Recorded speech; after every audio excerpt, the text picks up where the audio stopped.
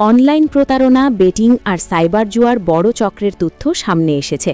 এই অভিযোগে ৬১ জন ব্যক্তি এবং তাদের স্বার্থ সংশ্লিষ্ট প্রতিষ্ঠানের নামে থাকা ৪৪৫টি ব্যাংক হিসাব ফ্রিজ করার নির্দেশ দিয়েছেন আদালত। সিআইডির আবেদনের পর ঢাকার মেট্রোপলিটন সিনিয়র স্পেশাল জজ আদালত সোমবার এই আদেশ দেন। তদন্তে উঠে এসেছে চমকে দেওয়ার মতো তথ্য। সিটি ব্যাংকের সাবেক কর্মকর্তা শেখ মোহাম্মদ ওয়াজিহ উদ্দিন অনলাইনে প্রতারণার শিকার হয়ে প্রায় ৫১ লাখ টাকা জমা দেন কয়েকটি ব্যাংক হিসাবে।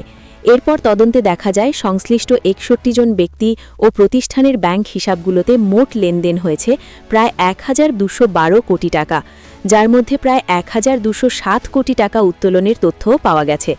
সিআইডি বলছে, এসব লেনদেনের সঙ্গে অনলাইন গেমিং, বেটিং, সাইবার জুয়া, হুন্ডি, বিদেশে অর্থ পাচার এবং ক্রিপ্টোকারেন্সি কেনাবেচার সংশ্লিষ্টতা থাকতে পারে।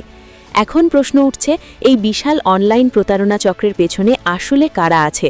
তদন্তের সামনে আসতে পারে আরও বড় তথ্য।